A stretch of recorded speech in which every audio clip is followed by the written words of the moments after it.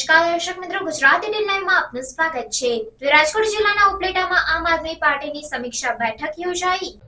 રાજકોટ જિલ્લાના ઉપલેટામાં આમ આદમી પાર્ટીની સમીક્ષા બેઠક મળી। આમ આદમી પાર્ટીના પ્રદેશ પ્રમુખ ઈશુદાન ગઢવીની ઉપસ્થિતિમાં સર્કિટ હાઉસ ખાતે સમીક્ષા બેઠક મળી। આવનારી નગરપાલિકાની ચૂંટણી સંદર્ભે આમ આદમી પાર્ટીના હોદ્દેદારો, આગેવાનો અને કાર્યકરો સાથે ચર્ચા કરવામાં આવી। ગુજરાતમાં આમ આદમી પાર્ટી ચૂંટણીઓ જીતી જશે તેવી આશા વ્યક્ત કરતા ઈશુદાન ગઢવી સંવિધાનની ઉજવણી સાથે આવનારી ચૂંટણીઓ જીતી એક સમાન કાયદાની અમલવારી કરવાનો પણ હુંકાર કરવામાં આવ્યો છે। આમ આદમી પાર્ટીના હોદ્દેદારો, આગેવાનો અને કાર્યકરો પાસેથી ચૂંટણી સંદર્ભે ઉમેદવારો તેમજ અન્ય બાબતોને લઈને ઈશુદાન ગઢવીએ માહિતી મેળવી। ઉપલેટા અને ભાયાવદરના આમ આદમી પાર્ટીના હોદ્દેદારો, આગેવાનો અને કાર્યકરો ઉપસ્થિત રહ્યા।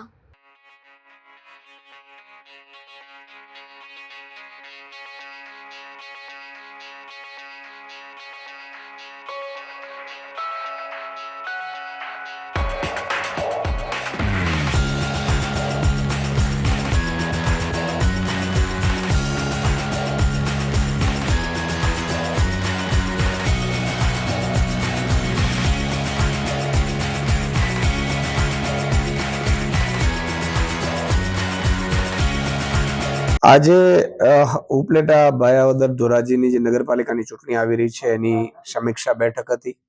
સાથે સાથે કાર્યકર્તાઓના સુઝાવ, આગેવાનો, ઉમેદવારોના સુઝાવ સહિતની મિટિંગ હતી હોદ્દેદારો સાથેની। અને સાથે આજે બંધારણ દિવસ છે। બાબા સાહેબ આંબેડકરે આપણે સૌને હક અને અધિકારો આપ્યા છે।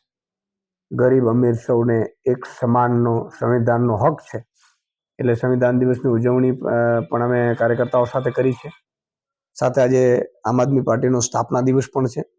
અરવિંદ કેજરીવાલજી બાબા સાહેબના જે બંધારણની રક્ષા કરવા માટે ગરીબ, વંચિત, શોષિતોને, મધ્યમ વર્ગને એના હક અને અધિકારોને ટેક્સનો વળતર આપવા માટે એમણે આમ આદમી પાર્ટીની જે પાર્ટીની રચના કરી હતી, સરકાર બનાવી, એનો આજે સ્થાપના દિવસ હતું। તો સ્થાપના દિવસે પણ કાર્યકર્તાઓએ ઉજવણી કરી છે અને અમે સંકલ્પ લીધો છે કે આગામી સમયમાં આમ આદમી પાર્ટી ગુજરાતમાં પણ સરકાર બનાવી અને ગુજરાતના નાગરિકોના હક અને અધિકારો છે એમને પાછા અપાવશે।